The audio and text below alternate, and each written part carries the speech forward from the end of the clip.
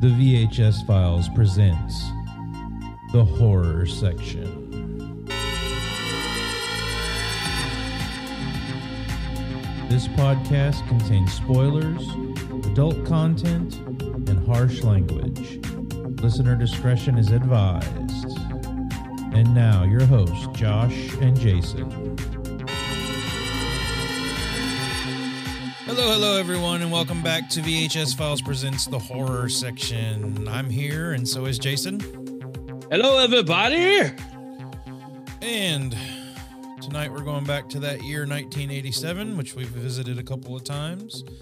And we're going to be talking Stay there, dude. Yeah. Just stay in 1987, 85, 87, 84. Those seems like be great years. We're always at there. Yeah. I kind of wish I could go back and watch all these movies for the first time again.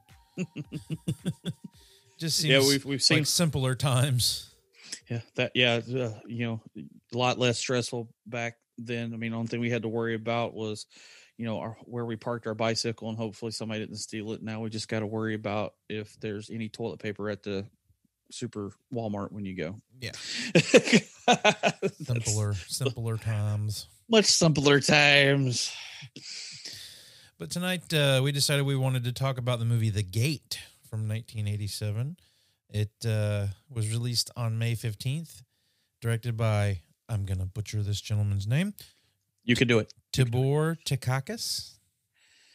And he did not really do much before this that I could really find, but he went on to direct the sequel to The Gate. And he did a lot of TV. Yeah, a lot of Hallmark movies.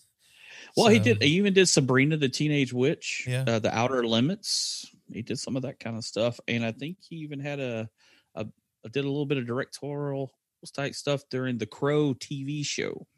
I didn't even realize there was a Crow TV show till I was looking at this guy's stuff.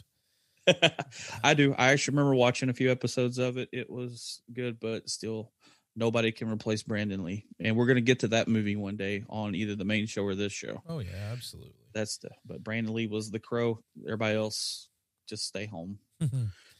Let's not talk about it. Well, The Gate had a budget of $6 million and ended up doing a box office of $13.5 million. So it actually made its money back and did pretty well. It did pretty well, I heard, against Beverly Hills Cop 2 when it came out. Yep. It was released with Beverly Hills Cop 2, Creepshow 2, House 2, Second Story, amidst a bunch of sequels. Yeah. But Beverly Hills Cop 2, I have to admit, it's still the better than Part 1 as far as I'm concerned. I really, really like Beverly Hills Cop 1 and 2. Part 3 is garbage. Horrid. We can agree on that. Yeah. Most people can. I would really like to get to the Beverly Hills Cop movies on the regular show, or even if we do another spinoff that we're talking about doing. But I really like the Beverly Hills Cop movies, so it's definitely something I want to revisit. Yes, it made me want to shove bananas in tailpipes. Yep. But yeah, then you had the writer Michael Nankin for this movie. He did Gate 2. It seems like he kind of stuck around with Tibor Takakis, and that guy actually went on to do some of the Terminator Sarah Connor Chronicles for TV. Did you watch any of that? I tried to. I mean, you got to understand. I mean, we've been inundated with these Terminator sequels that have been very subpar.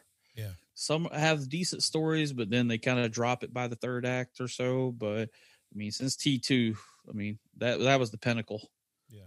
So I watched, I think, most of the first season, or maybe even all of the first season, and then went into the second.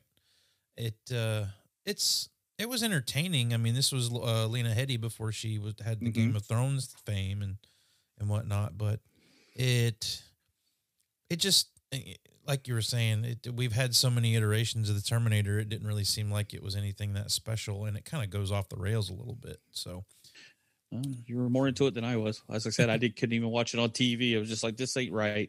I'm not watching this. There's no Arnold. I'm done. Yep. So let's get into The Gate. I'm going to play the trailer, and then we'll get started. There is a passageway to the most evil place you can imagine. A gate behind which the demons wait to take back what was once theirs.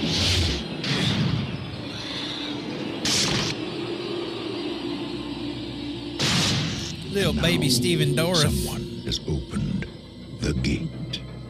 There's this weird tearing sound there. The decomposed corpse of her dead father. Oh no. He's tearing out hair by the hands. I'm calling the police. Phantasm moment.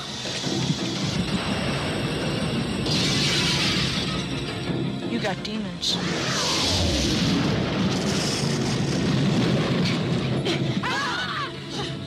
You mean you guys were serious about that demon stuff? Demons, what caused? No, we're just kidding. You've been bad.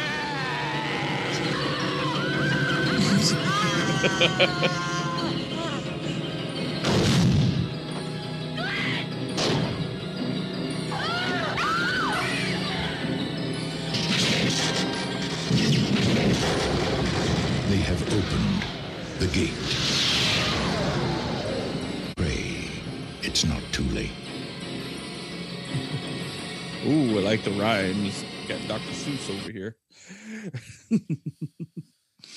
So many memories in that clip, though, before I even watched the movie. Just the trailer. I remember the trailer. It was always, I want to go watch this movie, Mom. I never got to watch it in the theater, though. I definitely saw this on cable for sure.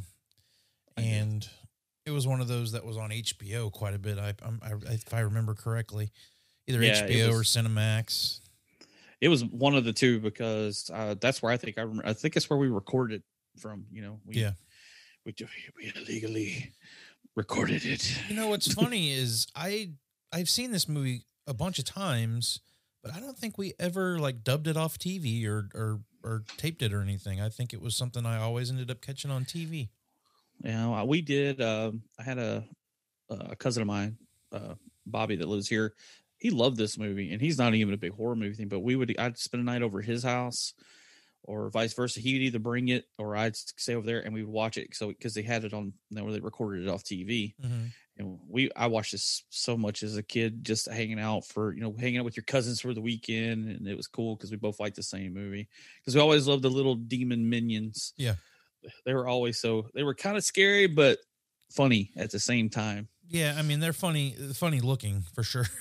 Yeah, definitely. And then we'll talk about it in a minute about the whole reason why, when I was a kid, I thought they were really little, but then you find out when you start doing a podcast and you start digging into how the things were made with these movies, you're like, oh, wait, so that's how they made them look like that. I knew it was always a forced perspective maybe thing or claymation, but then I realized, whoa, okay, that's pretty neat. Yeah. We'll get to that shortly.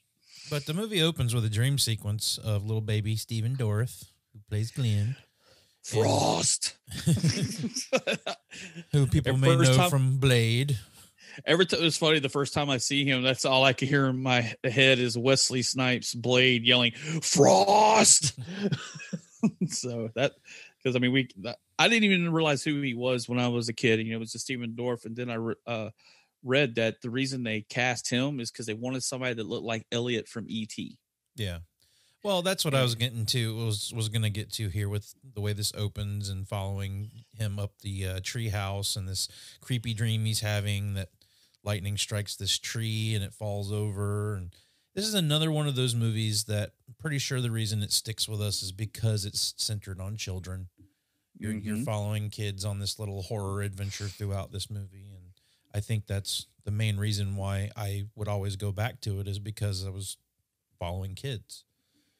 Yeah, like you said, the opening dream sequence. Well, you don't know it's a dream sequence. Yeah.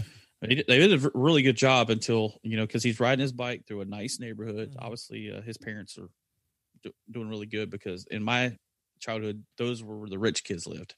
Yeah. Houses like that. When in reality, that was really just middle class. Yeah, pretty much. Well, they shot this movie in Toronto. It's in Canada, I believe. So, that's, how many times you have that? You're riding your bike home from school, and then you come home, you always went to the door, hey, Mom, hey, Dad.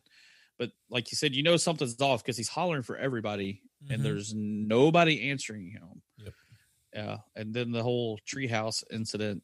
But what's weird is after that, he wakes up, and the treehouse had fallen. Yeah, and I think we're supposed to believe that lightning or whatever did strike the treehouse, and he was just dreaming, and it all happened to coincide with one another. Another movie with a treehouse, kids with a tree. Every 80s movie had kids had tree houses, and it's crazy. And that's probably why all of us were so let down when none of us got tree houses when we didn't. I'm about to say, dude, I'm angry right now because now it's reminding me I never had a fucking tree house. A matter of fact, I'm 43 years old. I think I'm going to tell my parents, where the fuck is my tree house? Yeah. You need to hook me up because we got a nice big tree in the backyard. I want a tree house, damn it. Well, at least with this one, the kid loses his treehouse at the beginning, so it's not one of those like the Monster Squad where you see them hanging out in this cool treehouse the whole time. And then Dracula blows it up. Right. But you do see a kid with a pretty cool bedroom in this movie. It's Glenn's friend Terry, who comes over, and he's kind of, I wouldn't say he's the nerd of the movie by any means. He's wearing jean jackets with patches all over him and listening to metal and got Iron Maiden posters and whatnot all over his room. Like, I feel like Terry would have been a cool kid for me. Well, he would have been the cool kid, but if you compare it to a movie we had just talked about on our main show, Heathers, he would have been the outcast kid. Yeah. Because he listened to metal. He had the blue jean jacket with the back patch. Because, that was me by the time I got to junior high and high school. Rocking the Venom back patch. Yeah. I would have done that. That would have been me. Back then, it probably would have been more like Megadeth or Guns N' Roses. And I know Josh loves Guns N' Roses. Me and Josh would have rocked Guns N' Roses. But that would have been me. But yeah, you're still the outcast. People are like, oh my God, he listens to the devil's music, which in a sense, this kind of helps. Yeah. The situation because of Terry's knowledge of listening to the demons speak through the music, it kind of helps him out to let him know what the fuck's going on. Another thing I noticed about Terry when you see him and Glenn hanging out in the beginning of this is he's got the Venom jean jacket shirt with the patch on it, but he's also wearing a He-Man Masters of the Universe shirt. So instantly he was already relatable for me, since there you go. You could do no wrong with He-Man back in the 80s for me. Well, the cartoon was flawless, dude. Yeah. I love the cartoon. But again, Josh is trying to bring up the Masters of the Universe movie once again on the show. It's going to happen. It's going to happen. Did this house or the neighborhood remind you of Poltergeist at all? Yeah, the way the houses are built. They're not right up on top of each other. In Poltergeist, it was like house. These are a little spread out. They got nice big backyards, but I guess that's how they do things in Canada. But yeah, it did kind of have that feeling, of that little Poltergeist, little neighborhood, which kind of happens. A hole opens in the backyard. Yeah, a hole opened in their house by the end of the movie and sucked it in. And even when you first see Stephen Dorff walk through the doorway of the house, I think even in the dream sequence when you're seeing the house for the first time, I even had to take a double take because I was like, is this the house from the Poltergeist movies? Because it looked very, very similar, but the staircase was on the wrong side of the house, and that's just I found a little quirk I have when I'm watching movies now is I'm paying attention to houses. Do we need to do the movie House next? We absolutely can. That's a fun one, and I'd love to revisit it. I'd like to watch the second one too because I haven't seen that one in quite some time. I'm a fan. Since we're hung up on sequels of Beverly Hills Cop 2, I like House 2 better than House 1. I would have to watch it again to make a determination on that. I just watched House recently, showed it to my wife for the first time. And, Jenny Lou, as everybody knows her here, and it was fun. Like we were having a fun time watching it. And there's the second one I remember being a lot more lighthearted. It's more of like how Evil Dead 2 was. They went, because the first one, they try to be scary a little bit. And then you get the part 2 is scary mixed with a lot of humor. Yeah, for sure. And the main thing I remembered about House 2 was the old man, which is his great grandpa or whatever, was the old man that found the carnival tent in Killer Clowns from Outer Space. It's the same old man. And that old man showed up in a lot of 80s movies. He did. I can't remember his name. I don't know it right off the top of my head either. But on the house thing again, I remember when Paranormal Activity came out and everybody was raving about it. So I was living in Virginia at the time, and I had the day off work, so I was like, I'm going to go see this Paranormal Activity movie everybody's ranting and raving about. I was the only person in the theater literally the only person in the theater watching it. I think it had just been released, so there was not really a whole bunch of people going to see it at the time. And it was during the day, so. But anyway, I'm watching this movie, and I was transfixed on the layout of the house in it. That's what was holding my attention in that movie. It wasn't how scary it was. It wasn't what was going on in the movie. I was like, man, this is a nice freaking house these guys live in. It's the adult in you, man. Now you're noticing houses. Yeah. He's like, what kind of tile did they have in the bathroom? Can you rewind the movie? I mean, it didn't get that far, but I remember watching it and going, man, these guys have a nice freaking house. I would love to live in a house like this. Now I'd probably watch it and be like, oh man, this place is too small. Again, the adult. Yeah. Well, I don't think the square footage would fit my needs. Right. I can't fit all of my Spider-Man figures on that wall, and it's not going to work for me. I have no room for Blu-rays. That is a big factor when it comes to looking for a place to live for Josh. But anyway, back to the gate. So we're introduced to Glenn's parents and what's going on there. They're going out of town for the weekend. We meet his sister, Al. Yeah. The total standard 80s setup. Yeah. Kids left to themselves, parents going out of town. There's a hole in the yard. Yeah. Big argument about whether or not they need a babysitter or not. But one thing I did find that like the tree falls over, leaves a big hole in the yard. They have someone come cover it up, but then because he finds a chunk of a geode, is that? Yeah. When the guy picked the stump up, a geode fell out, like a little one. Mm-hmm. And that's, because Terry had come over and he was showing him that he had the geode, and that's how it all kind of really starts, where we got a little ahead for a second, but Terry's like, dude, these geodes, they sell for like $100 for a big one. So they start digging the hole back up that the lawn guys or whatever had fixed. And he finds that big, huge geode, but also at the same time, Terry's foot falls through like a layer, and it opens and you see all this like sulfur gas type stuff. And they say it smells and stinks, but he gets a splinter in his hand too. And it's blood at the hole. Yeah. And we find out later that actually plays. I mean, you kind of figure it has something to do with it, because, I mean, they're talking about this. And not only that, it's a fake splinter. This kid pulls like a splinter out of his hand that's like 4 inches long. Yeah. I mean, it looks like a sewing needle. It's huge. It's so funny how much of the stuff that happens in this movie is completely consequential. Like, oh, yeah, there's a reason you see everything. Yeah. And like, but it's so funny how it all unfolds, because every little thing they do is exactly what needs to happen for this gate that they don't even have any idea is there. But they just so happen to get stuck with a splinter and bleed and open the gate. And it's just so funny how all of this stuff falls into place watching it now. Glenn's love for rockets. Yeah. The blew automatic a hole in the house. The automatic launcher where it doesn't need a fuse. Yep. And he throws it behind the bed. I mean, when you're a kid, you don't notice things, but when you're an adult, and I mean, I've seen this movie a number of times as an adult, you totally get that he threw the box behind the bed. Well, he's going to need that. Yep.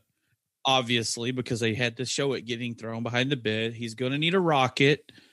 Well, and I think the reason I jumped to the dinner with the parents and the setup where that goes is because when they're having this conversation about, the daughter's gonna watch him over the weekend, they're not gonna get a babysitter, they ground him. They're like, you're grounded, and cover that hole up. Like, they grounded him because they're leaving for the weekend and he dug a hole in the backyard. Like, it just seems like a very flat, like dumb reason to ground your kid. Yeah. I think they just grounded him so he wouldn't leave the house. Yeah.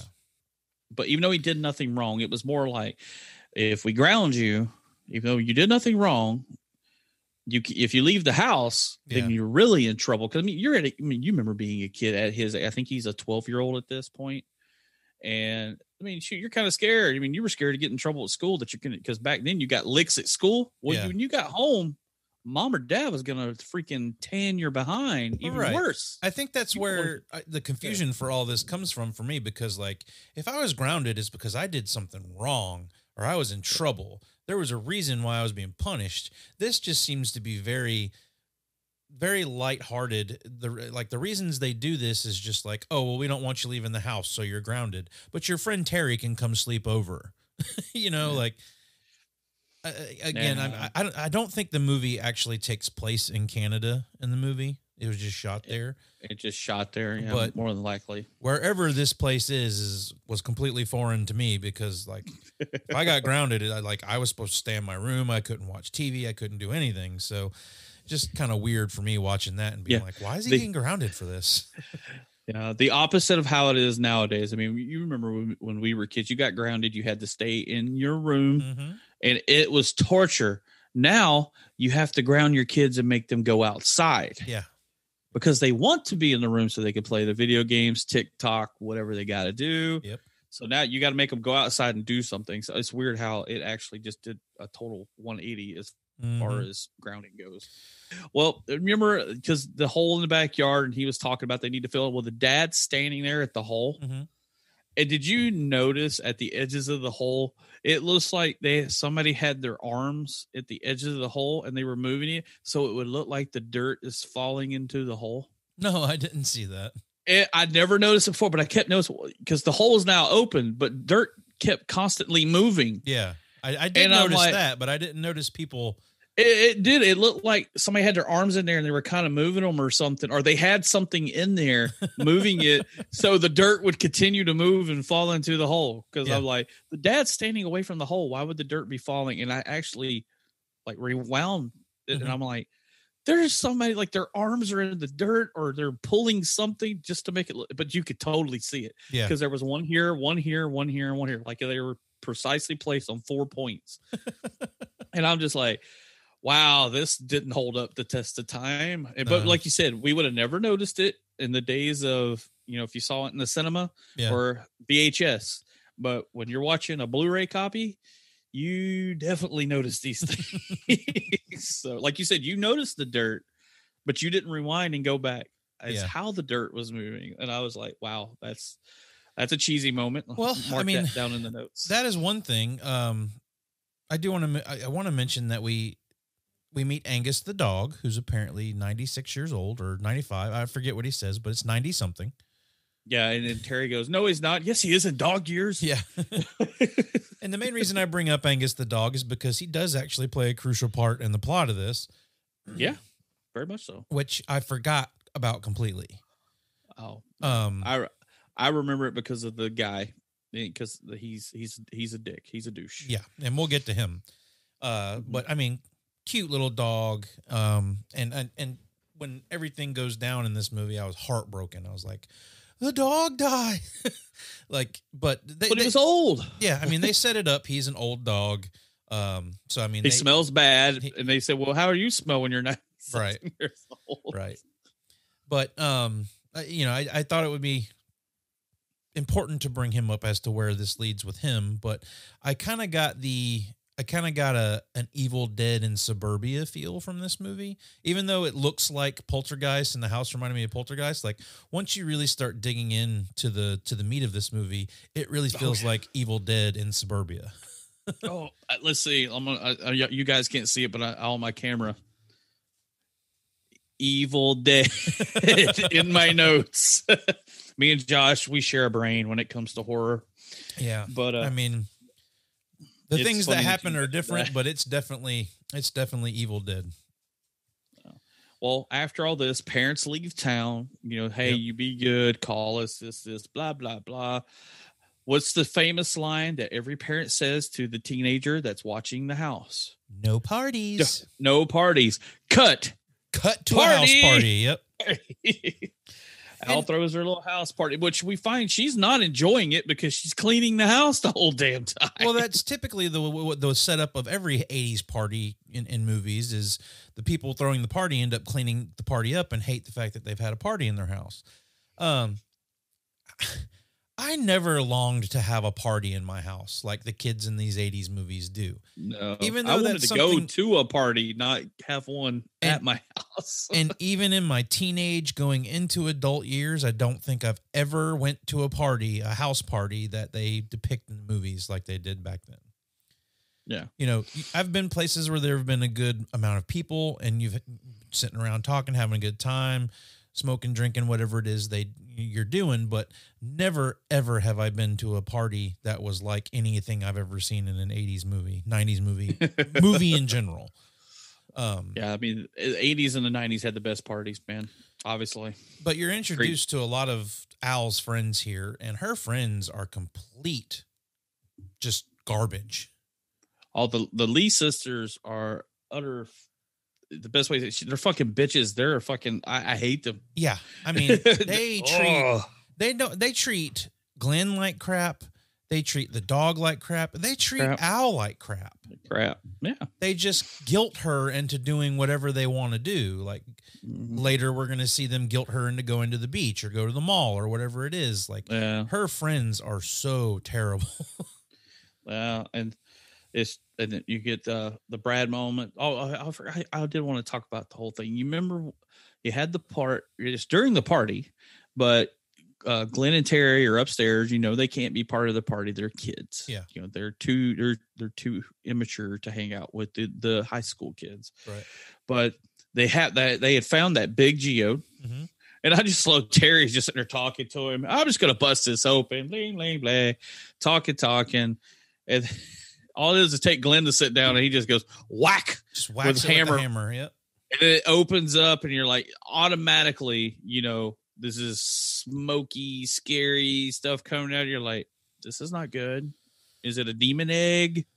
What is it as a kid? But the cool thing, and this is a memory for me, is because of the geodes. Dude, I used to want a geode so bad. I love them. Like the quartz, when you open it up with all the little quartz crystals in them, I've always been fascinated by geodes and the quartz crystals and stuff like that. I know crystals are a big thing in some people beliefs, you know, to make you feel better, give you better karma and stuff like that. But those things are so cool. I remember we would have them in science class. You know, the teacher would pass around doing, you know, the whole geology type thing. Man, those things are so cool. And every time I saw that movie, it's like, man, I want one of the big geodes. And I found one, I think, at a store. Them things are like hundreds of dollars. Well, there's now that I'm an adult, I'm always kind of looking for cool little things to put in my house. Yes. There's the home store over here always has like geodes and stuff available at like discount prices and whatnot. But again, like that never stuck with me in this movie. And I could not for the life of me, like remember that the geodes were such an important part of this. I always just thought it was the whole. I couldn't remember anything about all this geode stuff, but I've seen plenty of stuff exactly like that, like the purple with the crystallized rock in it and stuff. Yeah. And I've seen plenty of that in like the home store and whatnot, and considered picking it up a couple of times, but never have because they are kind of pricey, even at the home store, which is like a discount. Dude, place. I got an idea. You need to get one of those and get one of those little rubber demon things, so you can have a little corner devoted in the house to the gate. You have the geode and the little minion demon. Right. I'm pretty sure Jenny Lou would love it. It should be right in front of the front door at your new home. I wonder if they've ever done like a action figure or like a mock-up of one of the little demons. Oh no! Now you have me curious. Now I really want to go look. Now I want a geode and a rubber minion. I need to add it to my new podcast room that I just moved into today, and we'll be decorating. So I need to do something with that. That's what I need now. But the other cool kid thing is when the geode opens, it writes a message on one of those little magnetic pad things. I love those things as a kid, and not the Etch-a-Sketch one. And people thinking I was talking about it had just that piece of film, and you could use your finger and write on it. Yeah. But then you pulled the film up and you put it back down, and it was gone. Yeah. But that's what I have in my notes is the whole. It writes this weird markings and stuff all over it, and automatically I'm like, I have flashbacks to Evil Dead. Don't read. Yeah. Out of the book. Mm-hmm. Don't read anything. Yep. And what do? They're going to read it because Terry is versed in demon writing because of the heavy metal he listens to. And they make their way downstairs to the party because Terry's convincing Glenn that they need to go out and hang out with all these older kids at the party, and they're eating pizza and whatnot. And when they go downstairs, there's one of the older kids talking about all this. Brad?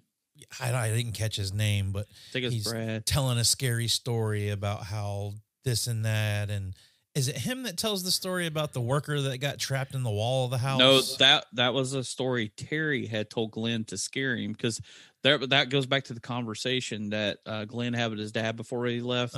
Said that Terry's just trying to scare you because we find out like a year earlier Terry's mom died.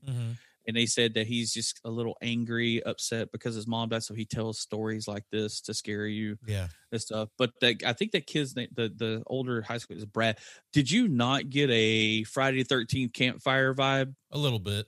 Of the whole story? That's how, when I saw watching it this time, since we've been doing these podcasts about horror movies, I totally got the whole feel of the sitting around the campfire and the one counselor's telling the story about Jason, and this guy's kind of telling horror stories. I was like, man, this totally has a Friday the 13th ripoff right here. Yeah. So, but then they start, go ahead. Well, I mean, I was going to get into where they go with this next is apparently The Craft ripped off this movie. No, light as a feather, stiff as a board. Yeah. I also forgot all about this in this movie until I watched it this time. But of course they're going to be able to lift little Steven Dorff up because he's a fucking child. Yeah, and then you get the kid, the girl that's all into the mysticism thing and the supernatural, and she's telling him you have to concentrate. But we find out the reason what happens is because they just opened the geode upstairs, and then they read the writing, because eerie things kind of happened when that went on, and it's so funny the way the teenagers. The way the teenagers are acting after this happens, because they levitate, they think they levitate Glenn, and he falls down and cries and runs off, and they're all just standing around like they can't believe what happened. And that girl, she's so full of herself. She's like, well, I guess I won't do. She says something really pretentious. That's like, well, I guess I won't talk about that anymore. It just struck me as odd because she was being so pretentious about all the shit that she knows about witchcraft. And they're making fun of Glenn because he cried. But see, he's a 12-year-old. He just literally floated across the ceiling, broke a globe on the ceiling, and then grabbed the light on the other side of the room as he fell. I'm 12 years old. Yeah, I'm probably just pissed and shit myself because I just floated across the room and I hit the ground from 8 feet up. Yeah, I'm going to cry. And the teenagers are making fun of him because he did that. I'm like, hey, let me levitate you and you fall from 8 feet. Let me tell me if you cry, or lose control of your body functions. So, yeah, there we get more introduction into the Lee sisters and all them that they're all assholes. Right. And so the party dies down. Now that house got cleaned up really goddamn fast for what was going on, as I got to say. Well, Owl, she was on top of it, bro. She was picking stuff up, and, picking up stuff in and out as the party was going on. But just there was a lot of stuff going on in that house. Then all of a sudden, boom! Oh, the house is clean. I just found that a little odd. Yeah, because the house is clean now. Everybody's gone. Everybody's sleeping. And the moss, dude. I actually don't remember the moths part, but they're the most irritating moths ever, dude. They're on the window. They're hitting the bug zapper because they came out of the hole. We found out that we see these things come out and it's all these moths flying This around. movie is the reason why to this day, bug zappers freak me out. Yeah. Anytime I hear a bug zapper or anything like that, like I'm instantly brought back to this movie. Like that might be why I don't remember certain aspects of this movie, because there's that and one other thing about this movie that just stuck with me since I saw it for the first time. It's that bug zapper, and we'll get to the other one later. Yeah. Well, we get the bugs because remember they put the moths in the jar because Terry made a joke earlier. He said, "Hey, I wonder if they'll live with no holes in here." Yeah.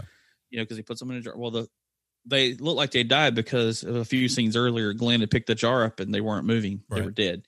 Well, now the moths are flying. They're moving around. Yep.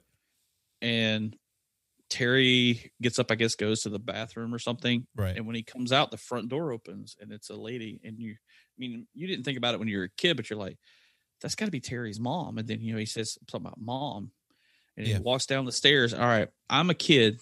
They're both 12 to 13, more than likely go to school together. Mm-hmm. And you go downstairs. I'm like, no, I'm going to have a problem with my dead mom walking in the front door of my buddy's house. Yeah. I'm a little off about that. And then you go down there and he's like, Mom, you're like this. Is this the time that also Terry sees the stuff in the, not Terry, but Glenn sees the thing moving in the wall, a la Freddy Krueger? Yeah. You see the little thing going down the wall. It's all like pushing from the outside of the wall, like the whole Freddy scene from part 1 where he pushes in. Yep. He sees all that going on. So he's like, dude, there's something fucked up going on. But the part that stuck with me is Terry's dancing with his mom downstairs. He's like, oh, Mom, all I thought was ever going to happen is he was going to turn around and she was going to be like a zombie or dead. Yeah. That's what I'm waiting for, it was all the horror movies we'd seen up until this point when I saw it. Right. But no, you get a total different thing than I ever thought. Yeah. We get the dead dog. Angus the dog. Yep. Gosh. And he passes away because of old age. So, but it's still kind of weird the way they play that in there. It's like, because I think when he's coming downstairs, you see that he has like a bed and whatnot right beside the bathroom door. And then he's not there after he comes out of it. But I don't know. It's a really like scarring moment for this movie, especially if you're a dog lover, because it almost comes out of nowhere. But I mean, I have been trained to realize that if there's a dog in a movie, something bad's probably going to happen to it. So, but I mean, as a kid, I probably wasn't expecting this at all. And this definitely wasn't something that stuck with me about this movie, but I could see where watching this, it would be like, oh no, like that could affect you emotionally, Oh yeah, most definitely. I mean, you figure the dog, I mean, like you said, he thinks he's holding his mom and it's a dead dog. And then of course Glenn's upset because he lost his dog. Mm-hmm. But yeah, like I kind of get that feeling too, that it seems like when you see a dog in a horror movie, something bad's going to happen to a dog. And that's a movie. And that's another movie we need to get to is Bad Moon, the werewolf movie. I don't think you've seen it, but the dog is almost the hero of that movie. Wow. So we need to get to that one. So one time the dog prevails. Not giving too much away, but that's a badass dog. Well, we get through that and then we get to the next day and then we get another. I don't understand why they wouldn't have called the parents at this time. I think because Al didn't want the parents to intercede on her weekend of watching the house and being responsible. She wants to be the adult, and because I mean, that's you wake up and he's throwing a fit about wanting to call the parents and everything. Terry went home, and correctly so. Like your dog dies, you call your parents. Yeah, you mean because it's the family dog. It was. The parents probably got the dog either for the kids or they got it. They might have even had it when the dog was 90 something years old. So probably got it from when the older sister was a little kid. So she's probably been around the dog even longer. But yeah, what I was going to mention, you're talking about the wake up the next morning thing I noticed. Remember the dad said something about Terry's mom dying. Mm-hmm. Is Terry goes home and he's hollering for his dad. Dad says he's out something. The house is a mess, pizza boxes everywhere, and you kind of understand maybe his dad's still in a grieving mode, and that's why maybe Glenn's dad said that Terry's still dealing with his mom's death because he's obviously having to because his dad's not even home, right? So he's home all the time. Just pizza boxes everywhere. I mean, he was definitely meant to be the rebellious kid in this for sure. But again, you get reassurance of just how shitty of friends Al has. Oh, yeah. Because they come over and they want to go to the beach or they want to go to the mall or it's one of the two.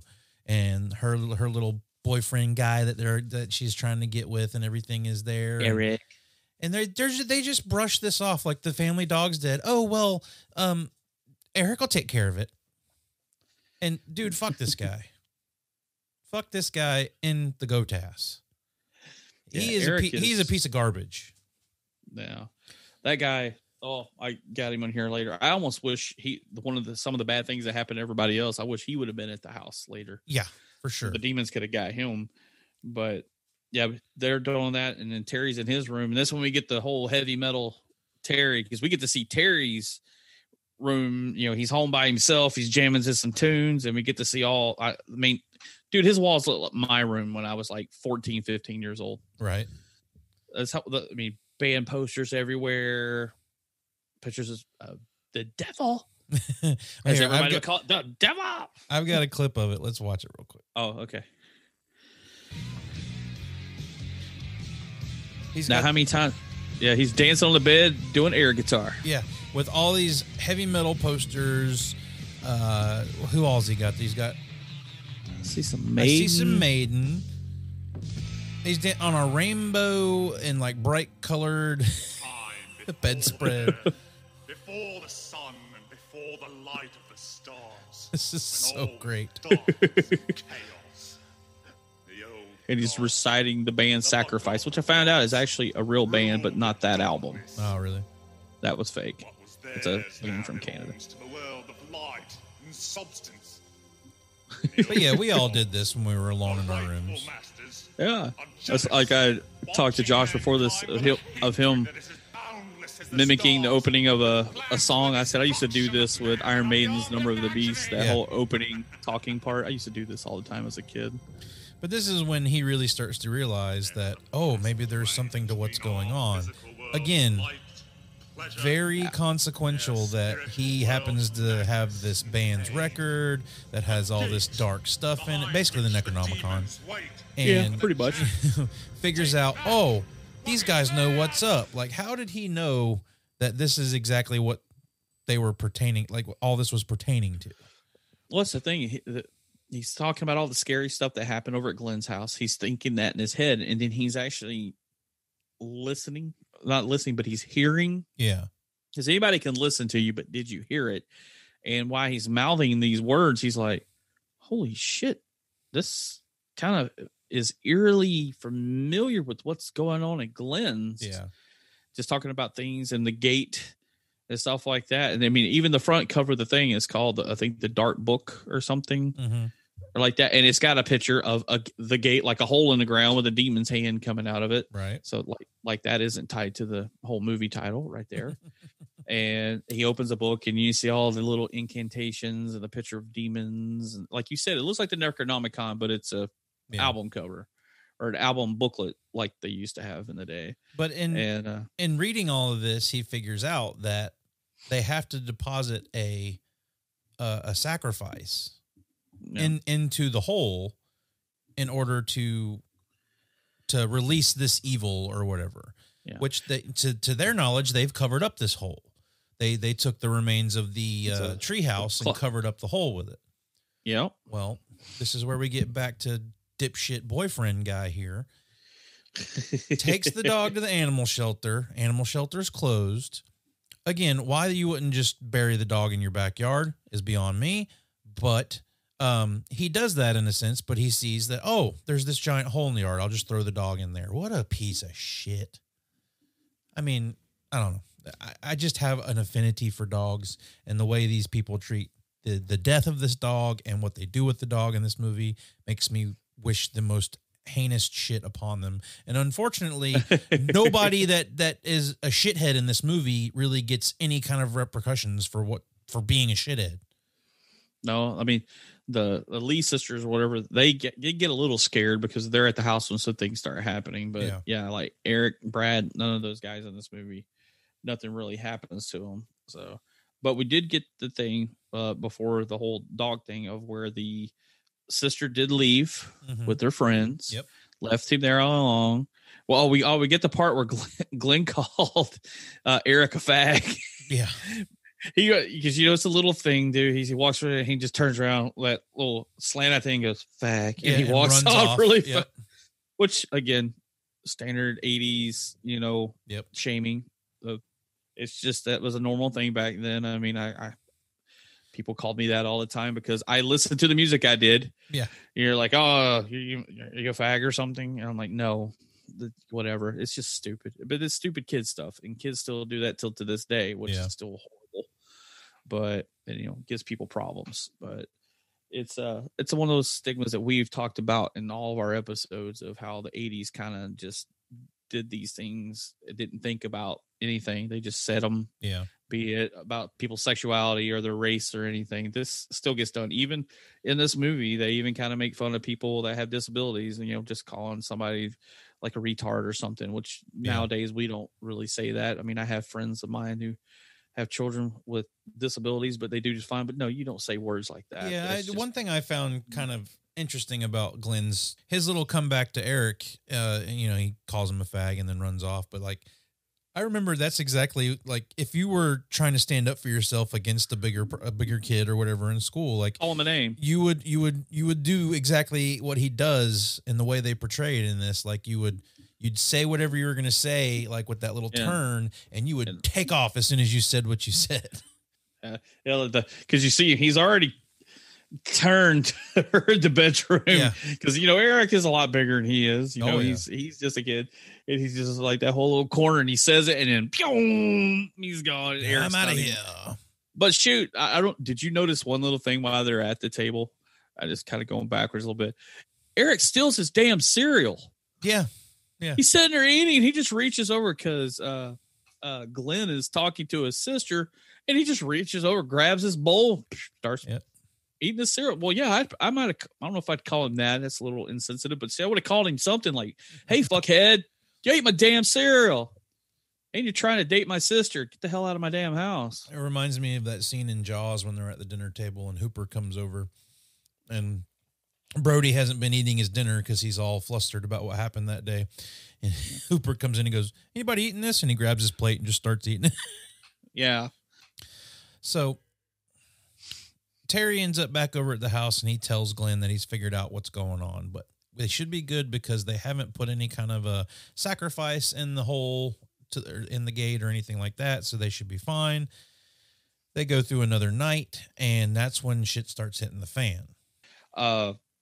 When Terry's at the house, he's talking to Glenn about that if you turn the record backward, because he brings the record over to show him. Yeah. See, as a kid, I always said, like, your Motley Crue record. I thought when he turned it back, it spoke to the devil. It didn't give you directions on how to close the demon gate. So everybody always said, "Don't turn your records backwards. It's got the devil in it and stuff like that." But is that? He does that must have been right when.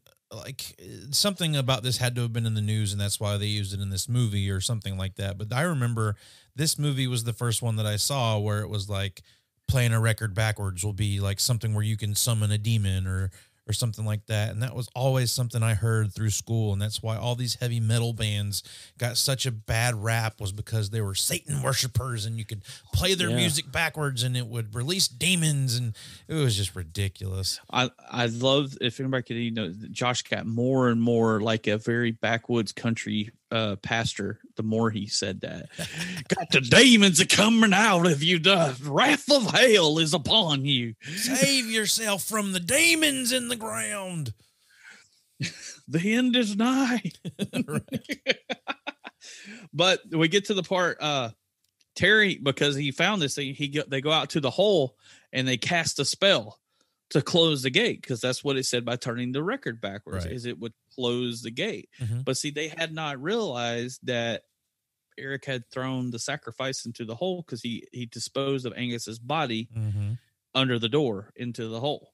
That's when we find out his sister did realize that she still loves her little brother a little bit. She did leave earlier with her friends to go to the beach or the mall, and she ditched him and come back and brought him a rocket. Spent her money on a rocket for him. Yeah, did not go out and do things. She bought her little brother a rocket, because there was a little segment earlier when after she left, he's looking through an old photo album of the pictures of him and his older sister. It seems like she hit that age where they get older and they got to want to be adults.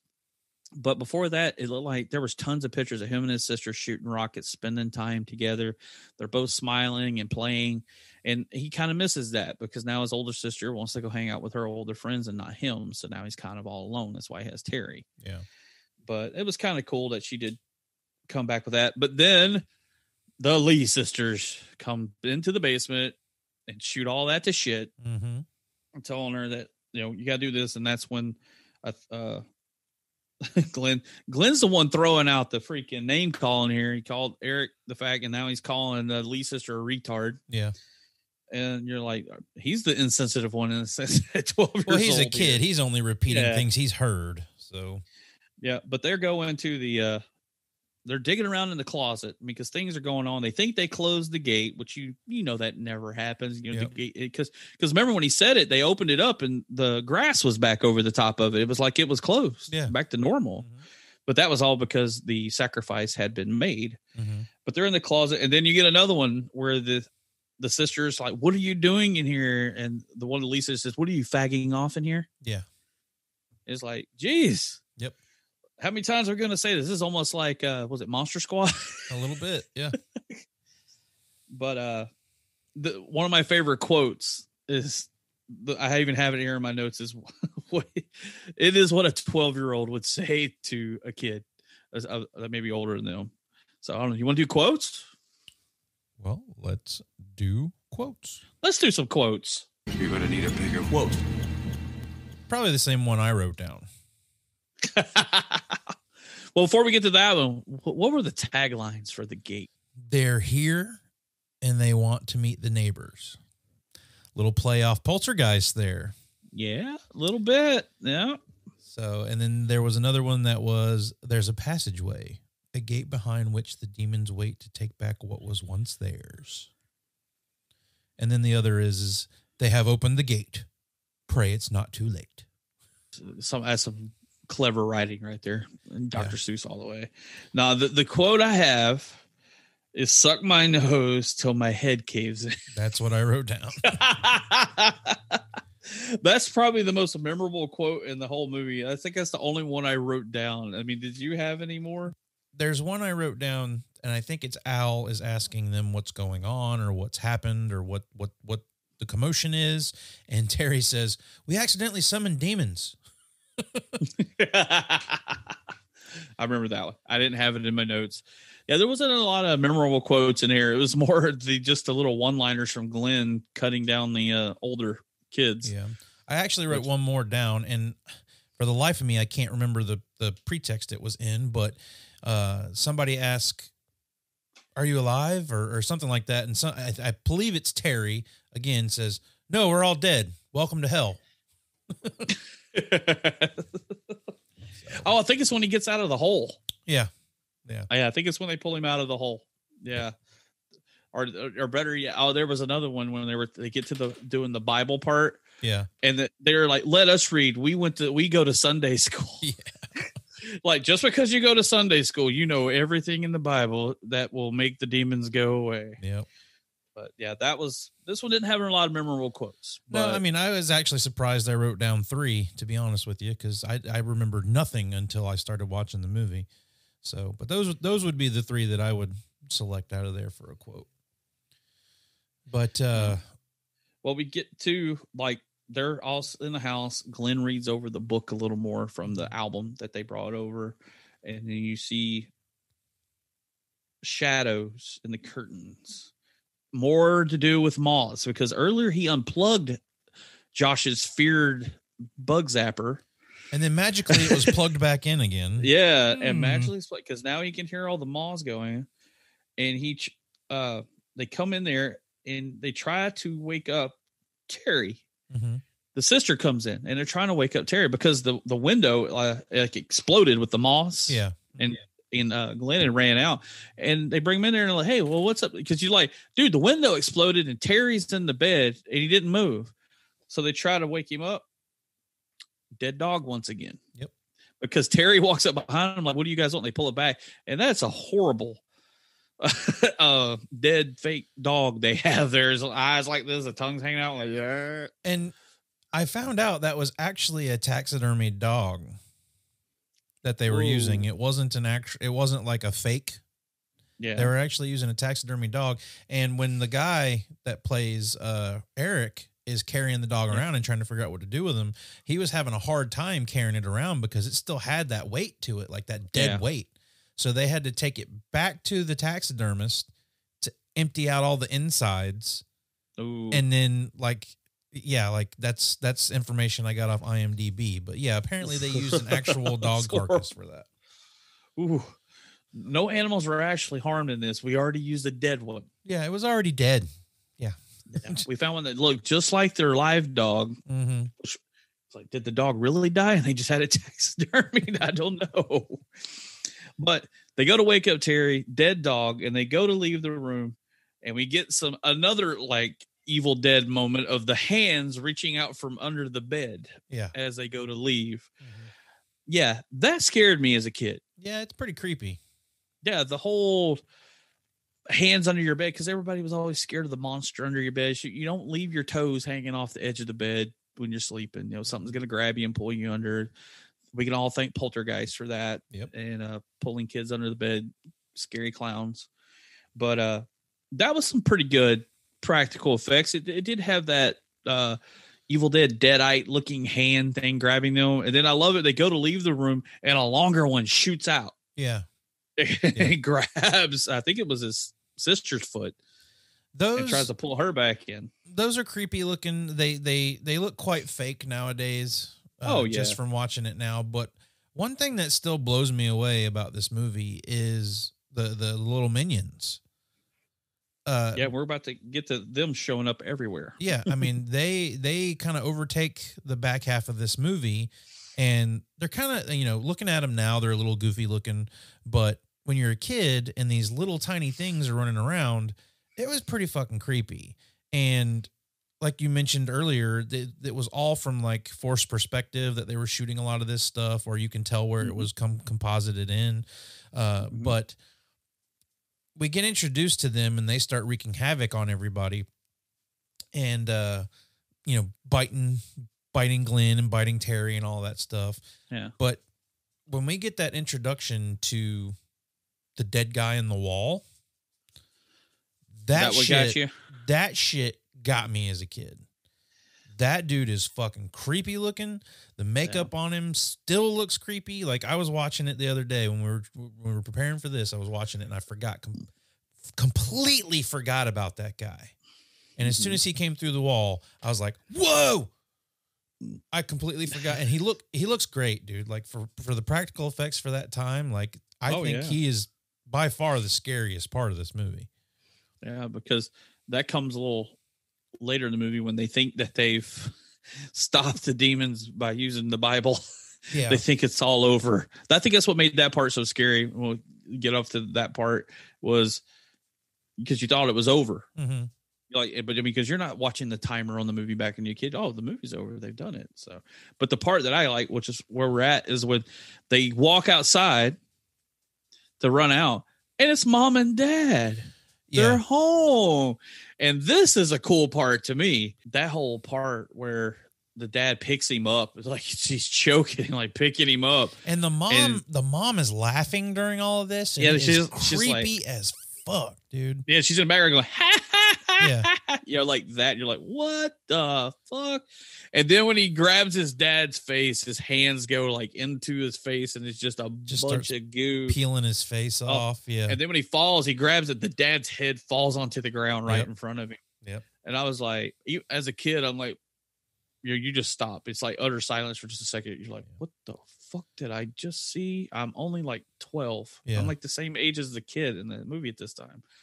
Again, we're going back. Like it's very similar to that scene in Poltergeist, where the guy's looking in the mirror and his face starts to melt. Like it's very similar to that. Well, they go back into the house and again, and all the doors start locking. Yeah. And she gets the back door, and that's when Al goes outside, and she's looking around, and then one of the Lee sisters opens the window, and we get our first look at the minion. Yeah. He's standing in the window, and it's cool. He's just like looking around, like, huh? You ever looks like confused almost. Yeah, but it's the way their bottom jaw says that they're like, huh? Yeah. What are you doing? Yeah. Huh? And then it jumps down, but then all of a sudden you look, and she's looking. They're all around her on the ground, and she doesn't even notice them there. Yeah, they're everywhere. They're coming out, and they're. I love how in horror movies, like peripheral vision is not a thing. Because in most horror movies, someone hides under a bed or hides under a table or does this or does that or like this. They don't see all the other little minions around their feet. Like, nobody in horror movies have peripheral vision. Yeah. I mean, how many times have you been outside? Did you not see a dog walk up on you? Yeah. These things are about the height of a smaller dog. Like, you got some Dachshunds, maybe something a little bit bigger. Yeah. But you would see that. Mm-hmm. But she's standing there just looking like, oh, there's nothing here. There's only like 13 or 14 minion little demons running around my legs. And then she runs in, and this is where when we watched the trailer earlier, it had, to me, since we just did Phantasm last week, where they shut the door and the little minion's arm is in the door, and it falls off and it turns into these little, almost looks like maggot little demon semen.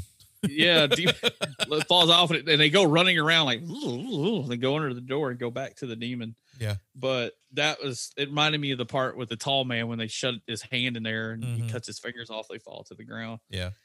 And then the phone, because this is when things start really getting scary. Like, they have fucked up. Yeah. They got the demons, then the phone rings, and this totally had a whole feel Nightmare on Elm Street Freddy thing when she picks up the phone and starts talking, and the dad's voice goes all demony like this, and then the phone melts on the wall. And I like that effect, the way they make the phone melt and whatnot. And then it shows it on the wall later, like when they're going through the house, and it's still melted there against the wall. Like, it's a really cool effect that you do with that phone. Yeah, and then they said, all right, well, let's go to the basement, because they left the album in the basement, which, you always know in a scary movie, you don't go to the basement. Mm-hmm. Why do you go to the basement? Or why the run attic. Upstairs?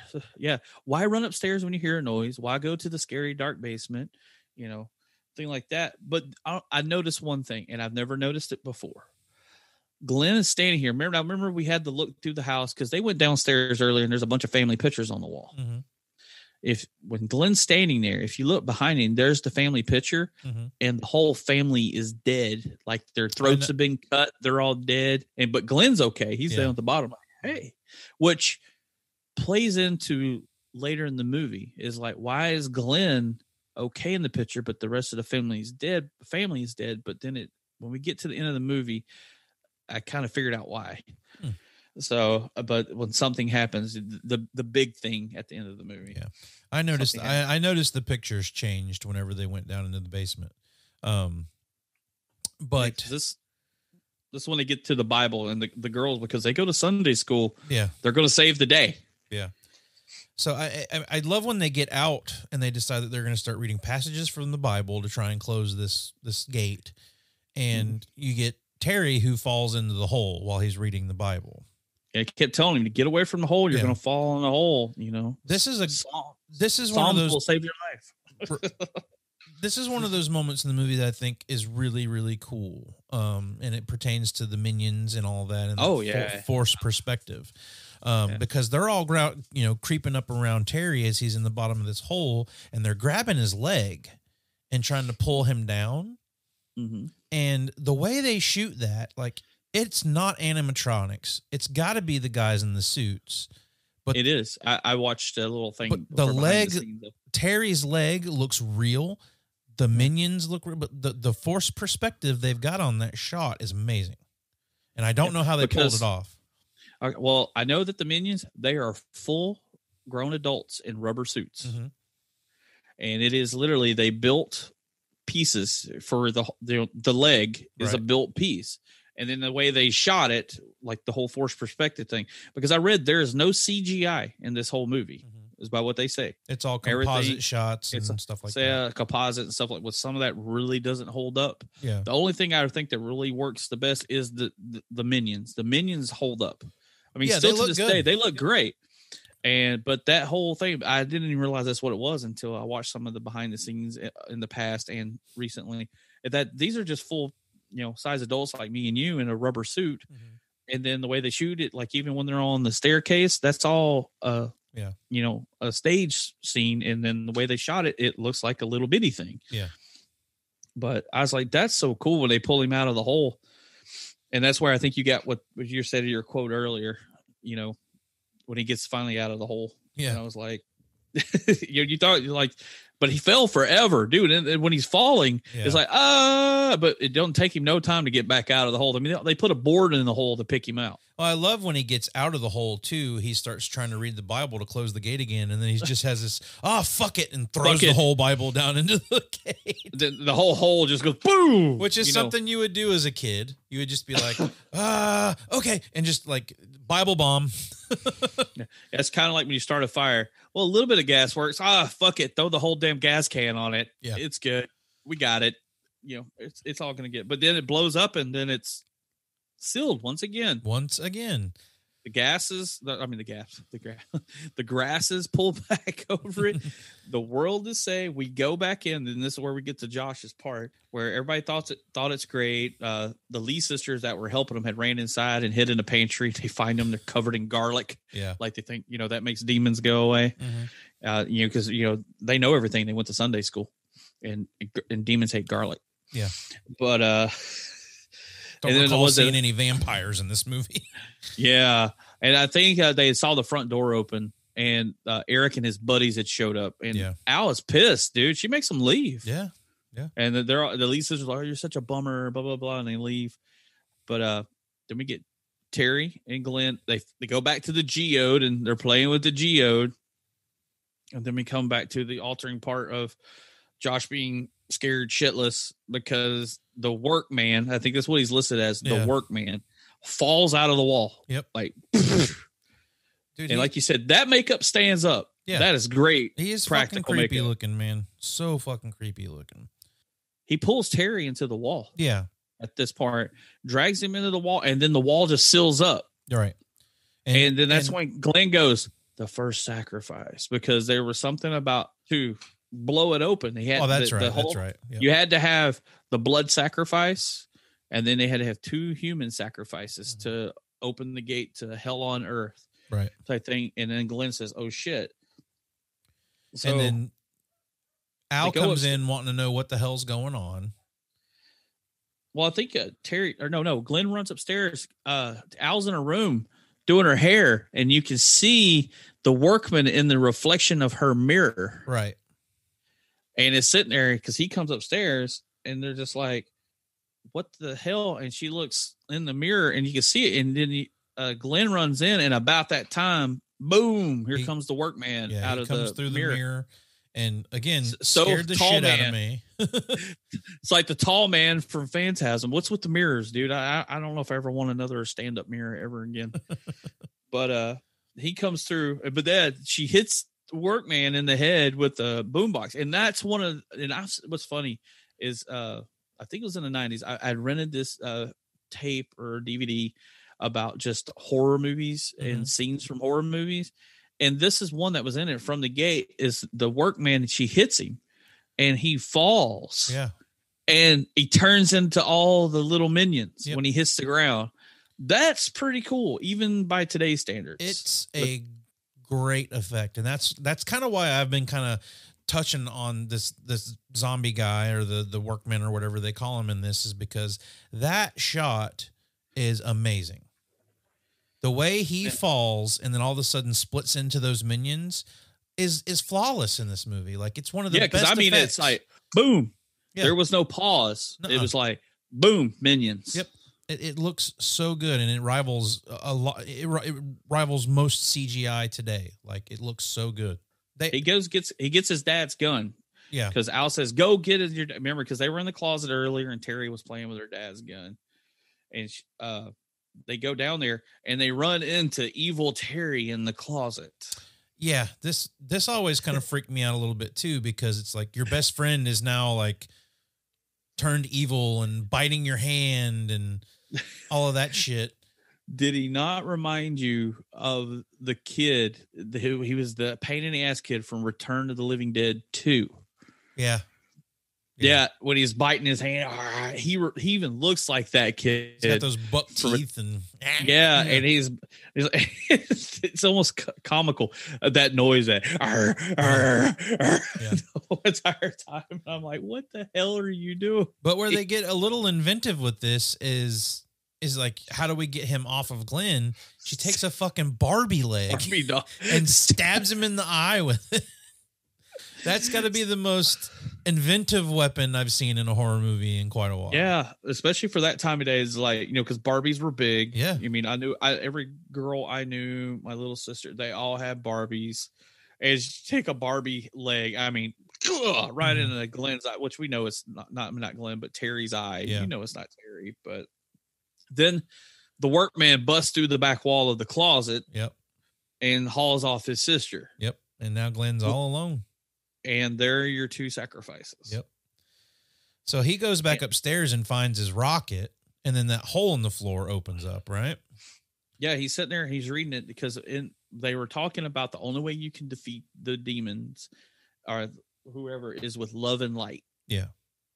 And while they're sitting there, that's when you hear things in the house start shaking. Mm-hmm. All of a sudden there's blood writing on the wall up the stairs. Yep. And all that stuff.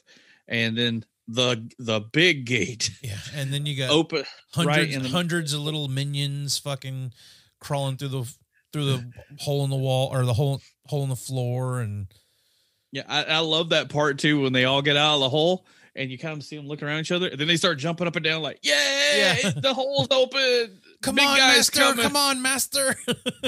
And then that's what got me as a kid, was the big demon. And it almost looks exactly like the drawing in the album artwork. Yeah, I mean, they rely on that. My hot take for this is I think the minions are more terrifying looking than the big monster. Yeah. Oh, yeah, I think they are.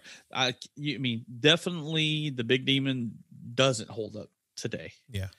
It's not that great. I mean, it has detail. I give it that. But the interaction of it with its surroundings does not hold up. Yeah, it doesn't hold up very well at all. But that's but back to the part where I was talking about the family picture of Glenn. They're all dead except Glenn. Yeah. Glenn is now staring right into the eyes of the big, huge demon. Mm-hmm. I mean, of course, he's obviously ruined his Fruit of the Looms at this point. He's going to need some new ones. I mean, I would. If you say that you wouldn't, bullshit. There is now a 30-foot demon standing in your house or whatever.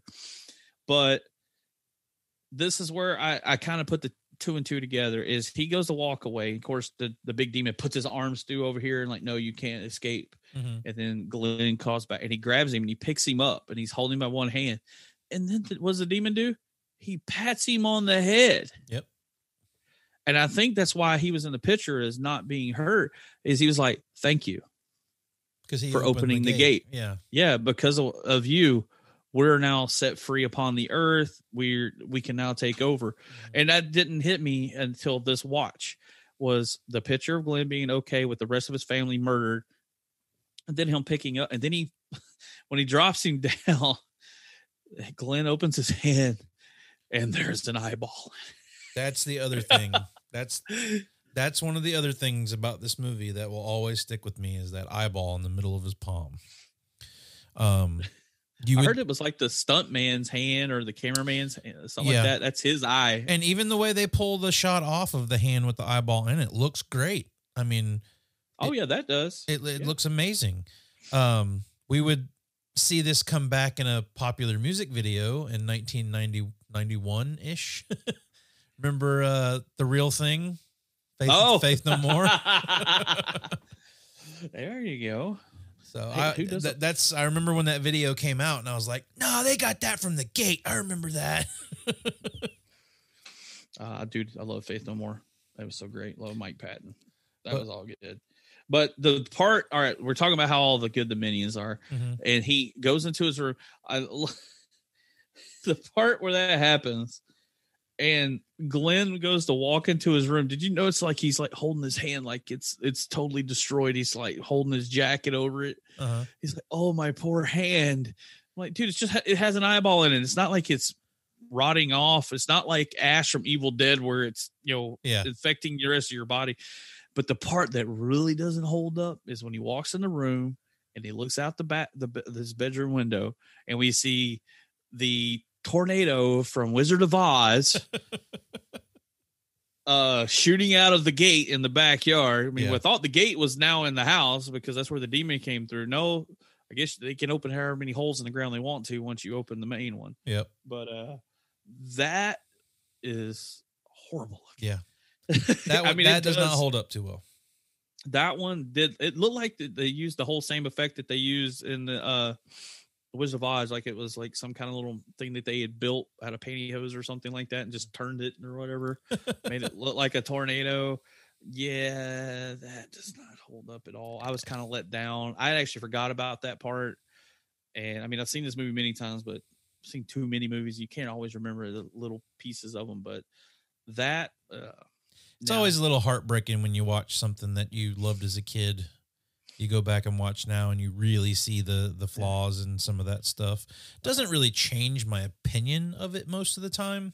No, because I can accept that it was a different period in time. Oh, when yeah. we had to do different things, but it definitely looks bad. I mean, I can almost forgive it looking bad for some of the other stuff in this movie that does look really good, though. Oh yeah, yeah. So. It's like now when you go back and you watch the A-Team, you go, "This show was horrible." How can you shoot millions of rounds of bullets and nobody was ever hit? Yep. It don't hold up. But yeah, that part right there is like, man, I forgot all about that.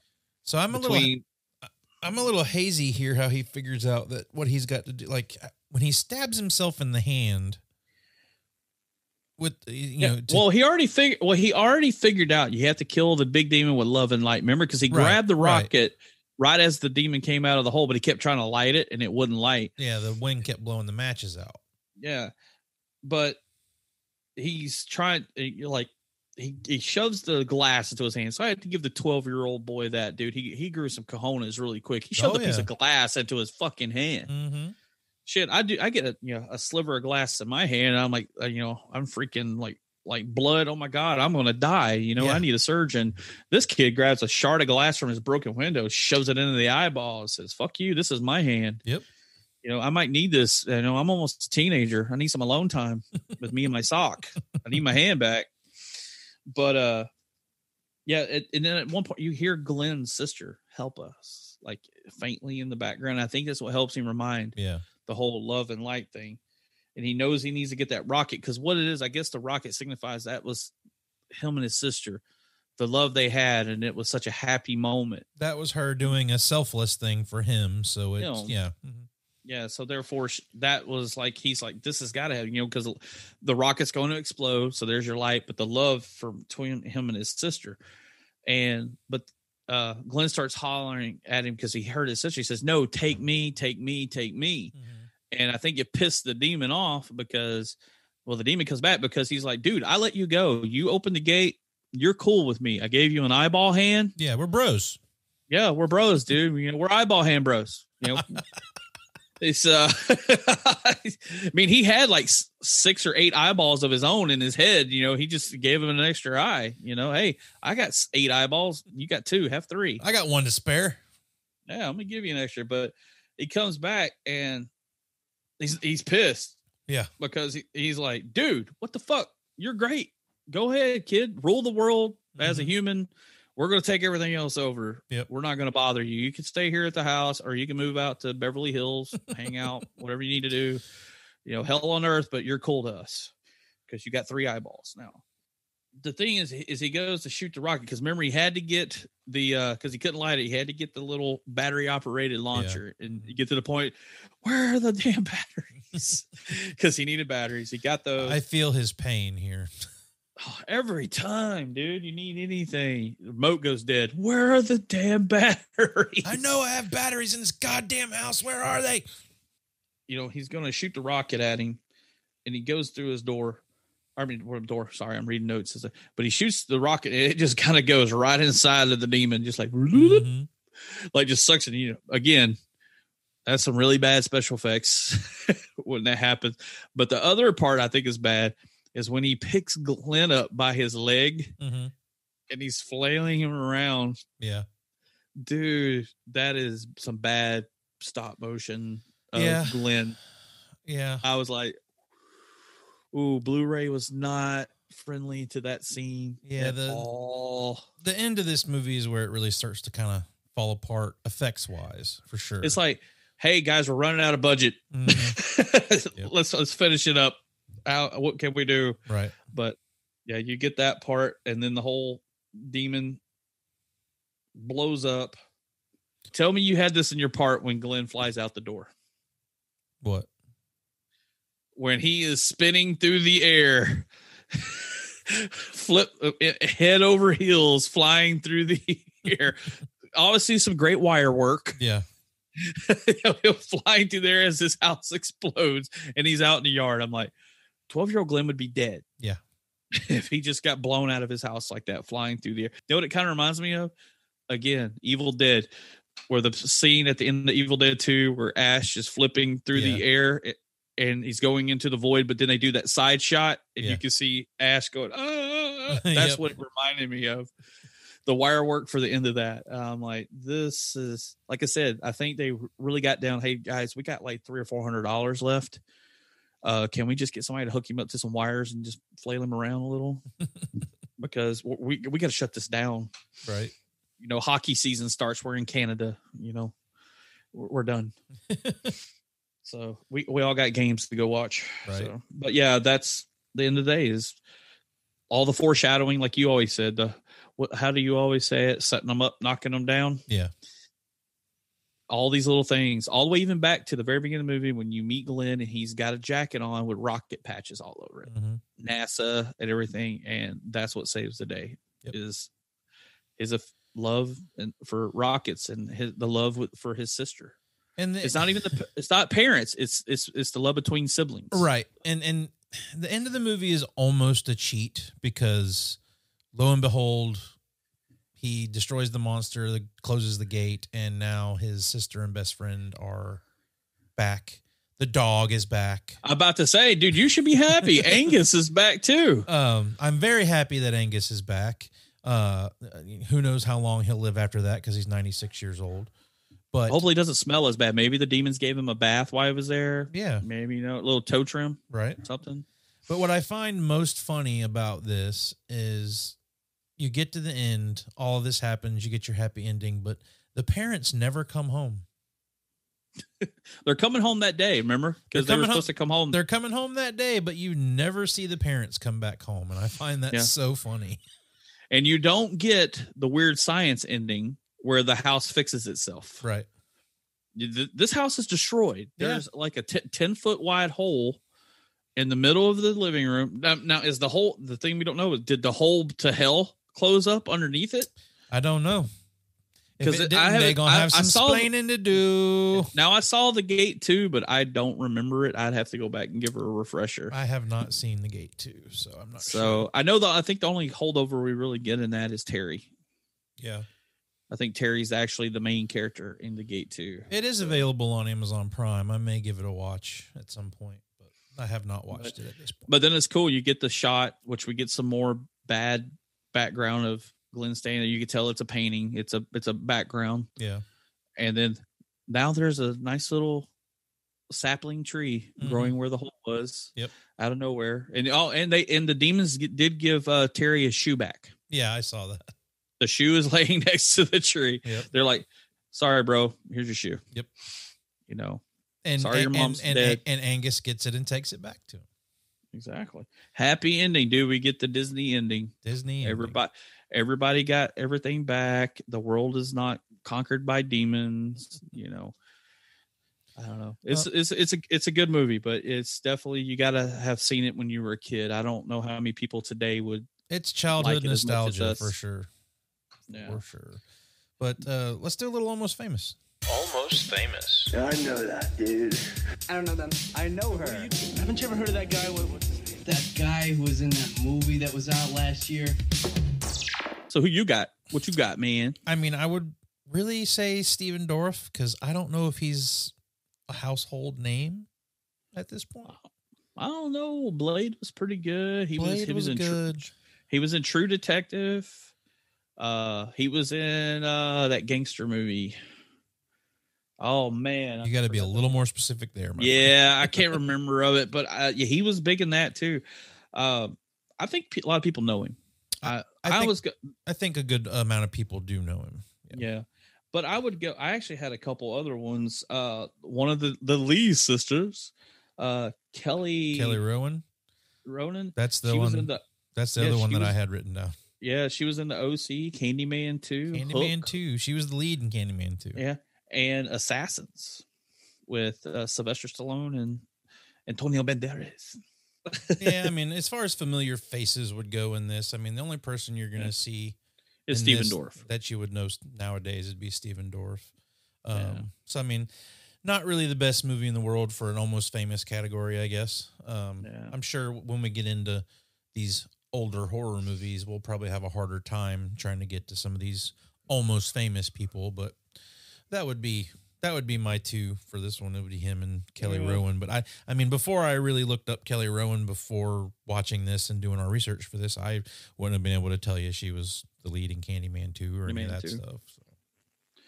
Yeah, I mean, poor Terry, what's his name? Louis Tripp. He did Gate 2 in another movie, and that's basically about all he did. Yeah.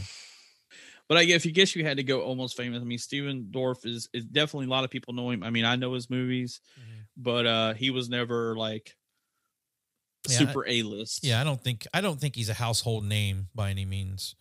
Yeah. So I think if you said, "Oh, that movie was Stephen Dorff," somebody might go, "Who?" But as soon as you see him, you'd be like, "Oh, that guy."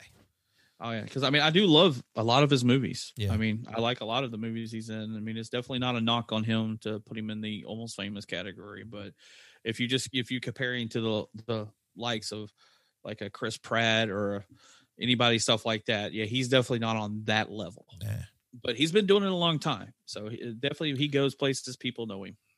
And I mean, with this being the horror section, we typically would do a top kills, but nobody dies in this movie. Well, they do. They come back from the dead. They do, but they come back from the dead. So I don't know if that's a cheat or whatnot. But I don't know. My closest top kill would be when Terry stomps the little minion on the ground. That's pretty good. That's yeah, pretty good. You hear him squealing. And he's like, yeah. That's about the best kill. I don't even know if he actually died, but man, when he stomped that little guy, that. I don't know. It kind of reminds me of stepping on a big bug or something when you do it. And I could feel that when he was doing it. It's like I could feel it in my foot. I mean, technically, if we want to get really technical about it, the guy on the wall is dead. I mean, if I had to pick a top kill, I would go with that guy. But traditional, I mean, we don't really see anybody that ends up being dead at the end of this movie. So it's kind of a weird one. I mean, I would love to be able to talk about Eric dying, or Brad dying, or the Lee sisters. But unfortunately, none of those people die. None of those. They had a great little stack of people they could have killed off for our pleasure, but they didn't do it for some reason. I mean, I can totally see if this was Friday the 13th movie, the Lee sisters definitely would have been dead in a sleeping bag against a tree. Oh yeah, easily for sure. Jason would have dispatched them quickly. So, but yeah, no top kills. We'll go with good, the bad, and the ugly. The good, the bad, the ugly.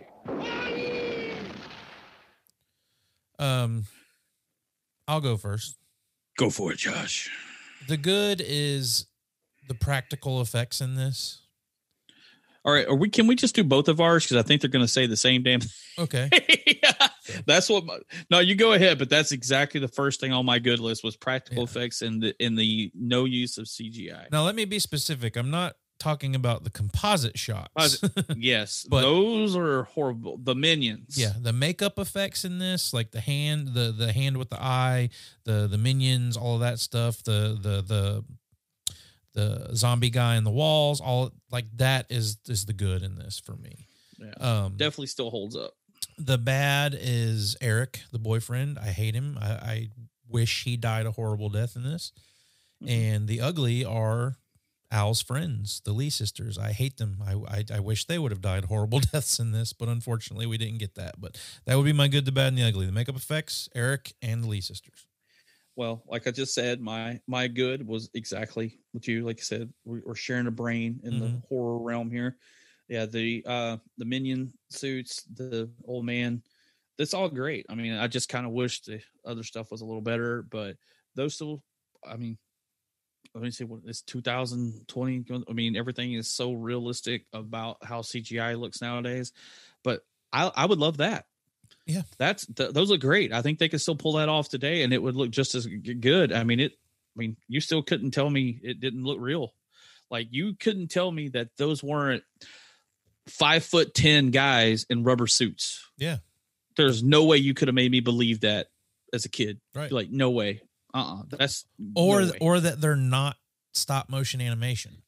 Yeah. That Like, you think they're like old claymation, Jason and the Argonauts, Clash of the Titans type stuff. Yeah. You know, I mean, you get that with the bigger monster, but not with the little, Yeah. not with the little minions. Yeah. My bad is once again, with our whole 80s thing is the insensitivity. Yeah. Sexual preferences, people with disabilities, you know, the little derogatory comments and everything. Like, I know they're meant in humor. It's the 80s, and the 12-year-old kid probably might not even known what it meant. It's just he heard it. He knew that it would piss him off when he said it. Yep. And then the girls making fun of the two of them being two guys in the closet. Mm-hmm. And that is kind of funny, guys in the closet. But You can see the humor there. Yeah, there's a little humor there. But yeah, that's my thing. My ugly was what your bad was. I fucking hate the Lee sisters and Eric. Yep. They're horrible. They make Al make bad decisions. Really, I mean, like you said, the demons praise Glenn for opening, but really it's Eric throwing the damn dog in the hole. Yeah. That really sets it off, because without that, they couldn't have carried on any further. Right. So, but yeah, because of his stupidity and his insensitivity to a family pet by just throwing him in a damn hole. Right. It causes the whole world, it causes hell on earth, basically. But yeah, that's definitely my ugly. Well, I mean, the question is at the end here, is it worth a rental? Of course.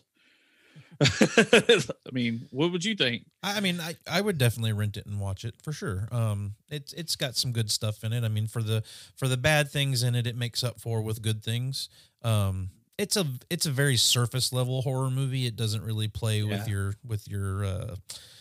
I mean, it plays with your emotions, but it doesn't play with your head very much. It's a very easy watch, and you know, you're following children through the majority of this, so it's a lot more lighthearted than your typical horror movie would be. Yeah, they were definitely pushing the barriers of PG-13. Oh yeah, for sure. They were pushing them really hard, but I think you would have to have seen this as a kid to maybe appreciate it a little more, because if you didn't, people are so used to the super pristine CGI effects we have nowadays, they would probably think it's kind of cheesy, but and I think it's still great. I think this movie probably would benefit from some sort of a remake or a reboot if they did it the right way. I mean, obviously the effects would be different and everything, but I believe Alex Winter from Lost Boys and Bill and Ted's Excellent Adventure was tied to this. They were supposed to remake it or reboot it back in early 2000, but it never went anywhere. Yeah, it never went anywhere. I remember reading that too. So yeah, that would have been. I mean, even then, I'd like to see something with it now. Yeah, I mean, I think you take this premise and expand upon it. Like, they're remaking movies that are classics that don't really need remakes, like Poltergeist or Pet Sematary or something that. And now they're talking about remaking Exorcist. Yeah, and it's like, you know, let's go back to these movies that had something great about them, but maybe weren't polished or maybe had something that could be improved on, like this. I think this is a great candidate for something like that, but you can't tell Hollywood anything. Yeah, I mean, we touched on that last week with Phantasm. I think Phantasm would definitely benefit from James Gunn, since he's such a fan, going in and redoing it. Find something, because I mean, you see tons of people talking about The Gate, like in the film community, talking about they love that movie as a kid, and I mean, somebody out there has got to be interested that would do the story and film justice, and they need to hop on board. I would definitely like to see it. I mean, I would still hold my love for this one as long as I would Phantasm, but it would be kind of cool to see a new version or maybe a retelling of it and stick with the main story, but, you know, expand on it. Maybe make it rated R. I don't know. Yeah. So as long as Disney doesn't make it, because then it's going to be PG. So, no PG scary movies for me. I think that'll do it for us tonight, everybody. That was The Gate from 1987. And have no idea what we're going to be talking about next time we do a horror section for you, but that's just kind of the gist of the horror section. We'll just do them as they come to us. And we will let you guys know on social media what our movies will be as soon as we know what they are. But right now, we're just kind of shooting from the hip. So, yeah. Again, like we said last week, if you're listening and you have any ideas of some movies you'd like to hear us talk about, or an idea for a movie me and Josh hasn't seen in the horror section, let us know. Hit us up on social media, and we'd love to hear from you. And we'd like to hear your ideas and comments, even about how me and Josh are doing here on the horror section. If you like it, or some things you would like us to touch on, we'd love to hear from you. We love feedback, constructive feedback, bad feedback, good feedback. Just send it all our way. We'll take it all under advisement. But we love all of it. It's no such thing as anything bad here. We'll take it all. But that'll do it for us on this episode of VHS Files Presents the Horror Section. And until the next time, be kind, rewind. Yeah. Don't dig any holes in your yard. Little rubber minions will come and attack you. It's over. It's over. Fuck out. You've been listening to the VHS Files Presents the Horror Section. Please leave us a rating and a review wherever you get your podcast. Interact with us on Facebook at VHS Files Podcast, Instagram at VHS.Files, and Twitter at VHS_Files. Email us at the.vhsfiles@gmail.com. Thanks for listening.